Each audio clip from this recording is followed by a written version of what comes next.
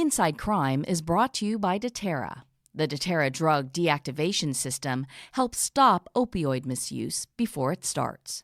With doTERRA, unused prescription opioids and other drugs are gone for good.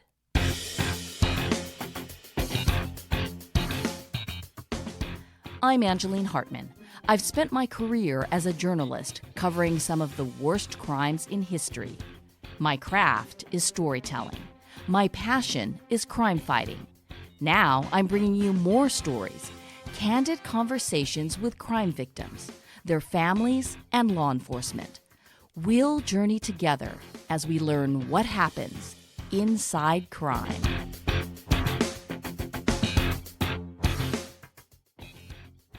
Hi, everyone. Welcome to this bonus episode of Inside Crime. The case I'm going to share with you today is from Madison County, Texas. This story is about a little girl who was found dead in a field. We don't know how she died, and we don't know her name, but we know she was found with a feeding tube. That's a huge clue in this case, and it's crazy to me she hasn't been identified yet. This little girl was between 2 to 6 years old. She was wrapped in garbage bags and stuffed in a suitcase. For now, she's known as Madisonville Jane Doe. Sadly, investigators tell me they're kind of at a standstill in the investigation. But to me, even though they're out of leads, this is definitely not a cold case. It hasn't been that long. With your help, by listening now and then spreading the word, I feel like there's a really good chance this case can be solved. So, let's start at the beginning. She was found September 17th, 2016, 3 years ago today.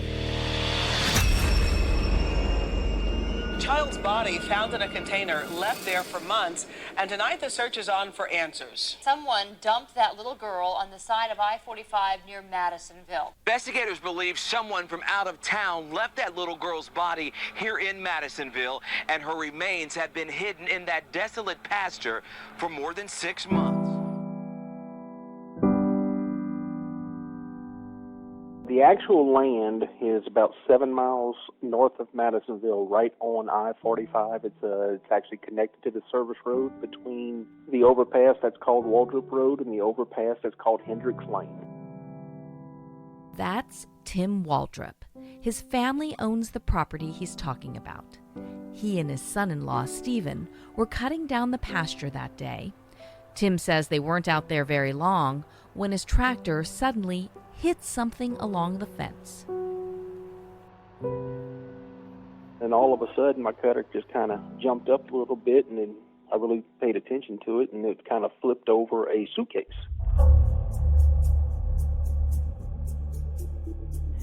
And so right when I passed it up, I was like, because being on the interstate, there's many times that we have found stuff in the pasture that kind of bounced over the fence and went through the fence and everything. So it's not unusual to find stuff in this pasture. And so when I kind of got off the tractor and I said, well, let's see if they have a name on it, because if you find something like that, you just try to get a hold of whoever the owner is and see what it is. So I kind of walked over to the suitcase and just kind of the tractor, the cutter had kind of flipped it over, so it wasn't in its original spot, but it was about a foot away from it because it turned over. And so when I was with the suitcase, I can kind of, so let's see what it is. And I opened it up, and it was a kind of a little smell, and which is not a big deal. I mean, you're out in the pasture. I mean, you could have a mouse go in there and die, a rat go in there and die, and I mean, it happens. And so there was some objects in the suitcase, and I think one was like a shawl and a couple other items. And I was like, okay, and I was kind of looking for a name or some identifying characteristic. So I pulled the shawl out, put it on the side of the suitcase and the other stuff, and there was a plastic bag in there. And so when I saw the plastic bag, I was like, well, I wonder what's in there. And so when I kind of opened up the plastic bag, I kind of looked inside. I mean, it had a terrible smell coming out of the plastic bag. And I was like, and when I looked inside and I just kind of closed the bag and kind of like stood up and said, I think my exact thought was, did I see what I just think I saw?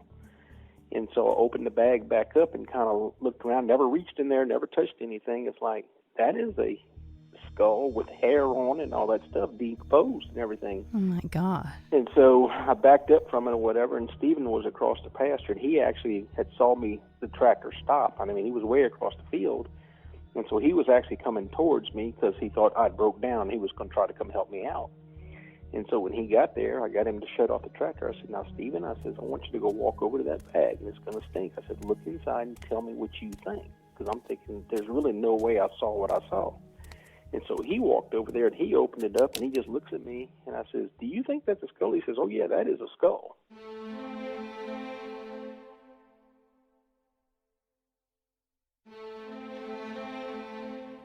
Madison County Sheriff Deputy John Kindon arrived just a few minutes later.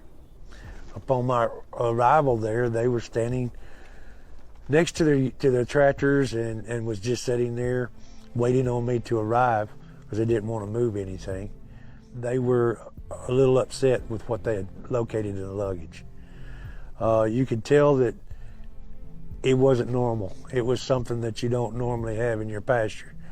You know, it was a surprise to them. I recently sat down in Madisonville with Deputy Kindon and others connected to this case when I put together a story for the National Center for Missing and Exploited Children. The Madisonville Jane Doe case is one of hundreds of cases our forensics team works on at the National Center, supporting law enforcement. Deputy Kindon told me he will never forget this case or that day. He was a rookie deputy. He had just started with the sheriff's office a few days before and was still in training. You know, it's shocking. I don't care if you've done it 100 times. It's shocking when you realize what you have in front of you. And then you don't want to mess up anything. Madison County Sheriff Travis Neely was at home when he got the first call about some type of skeletal remains found. No one knew exactly what was out there at that point. After Deputy Kindon got on scene, he reported in that it was likely not animal remains, but human remains. That's when the sheriff got the second call. Well, at that point, I'm thinking, somebody got killed and dumped out there. I had no clue it was a child. So I'm anticipating, assuming, probably an adult, and it probably had just happened. So I get dressed, and I go over there, and I get out there, and it's all in a little bitty container, a suitcase, and some bags. And it had been there for a while, obviously. And from observation of the suitcase, it's not no adult. This is going to be a child. You could tell right away. You could tell right away because the size of that suitcase, somebody as big as you or I, they're not going to fit in there. And the bones that I could see fit the typical description of a young child. So flags went crazy then. And so you begin to process the scene as well as process in your mind what happened here and how did this child arrive at this place here in this condition. Investigators believe the child had been there 3 to 5 months before she was discovered. The black zippered suitcase was about 16 by 30 inches. The bones of the little girl were found in white plastic garbage bags. There were 3 bags, each one wrapped inside the other. Medical examiners say she was white or Hispanic, between 2 and 6 years old. She had an underdeveloped body and had long, thick, dark hair. Also packed inside the suitcase was a pink dress with hearts and butterflies that said, "Follow your dreams." There was a size 4 diaper and the little girl's feeding tube. Doctors believe the child had a medical condition called micrognathia. Her jaw was smaller than normal, and this affected her ability to eat on her own. She would have required medical care during her life. Now, when I first heard about this case a couple of years ago, I thought it would be solved pretty quickly. Someone had to know the little girl with a feeding tube, right? And if no one came forward, I figured there's got to be a way to track it down. Sheriff Neely told me he thought the same thing. In our conversation, you'll hear him say PEG tube. PEG is the acronym for percutaneous endoscopic gastrostomy, or PEG tube.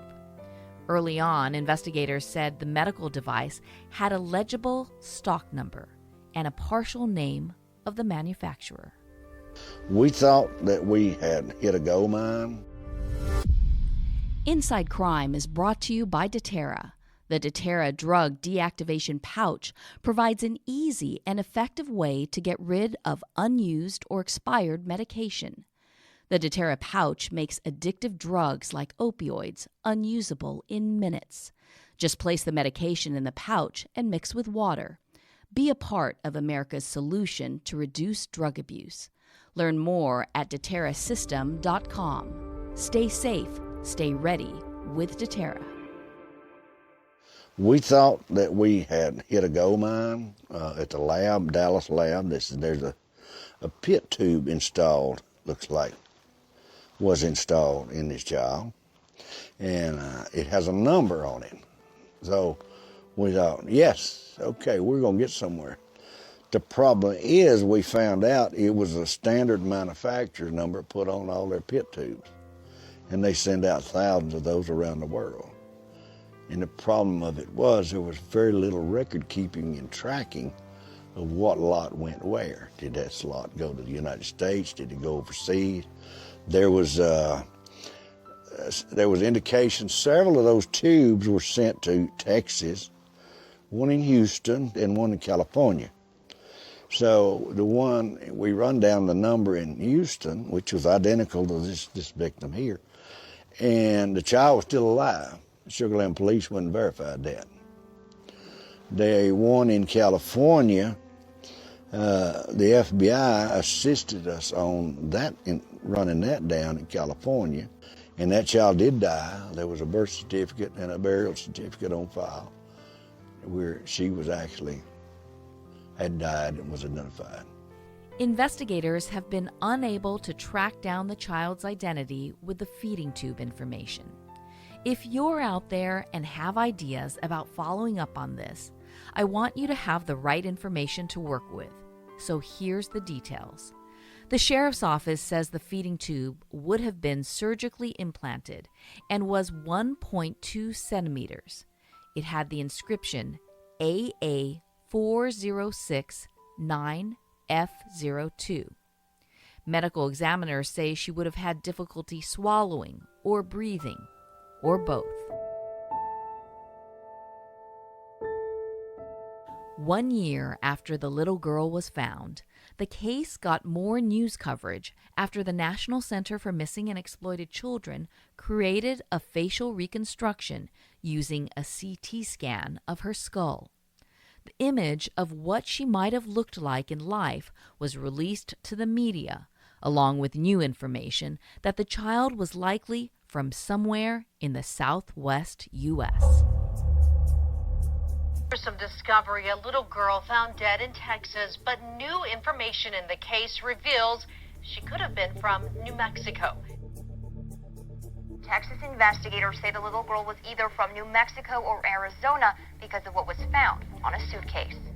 While the little girl was found about 100 miles north of Houston, a deeper look at the pollen grains on her skeletal remains and the suitcase she was found in reveal she may not have been from Texas.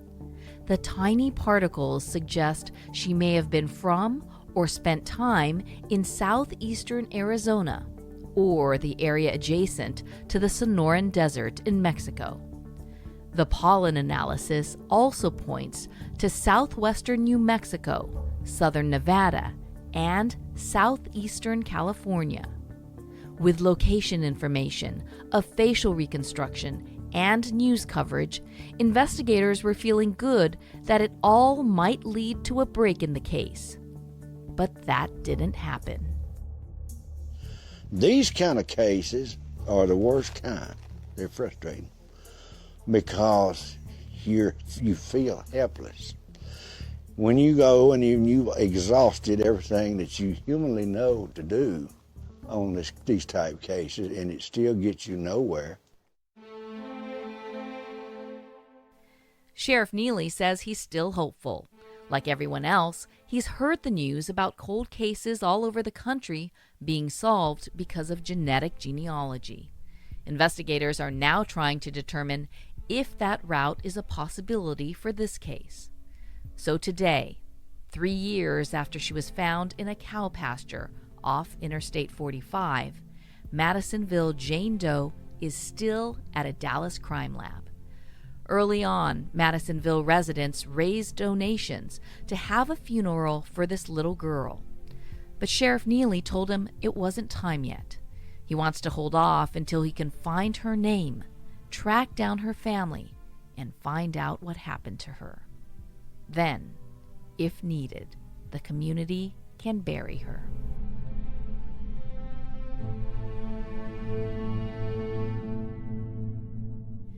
If you want to help, please share this episode of Inside Crime and spread the word about this case.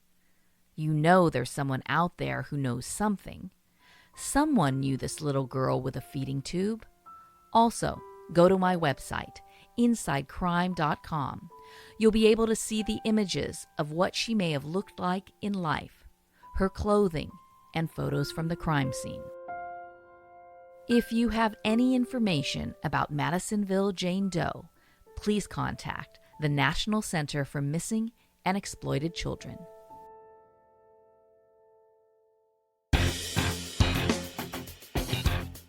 And that's it for this episode of Inside Crime.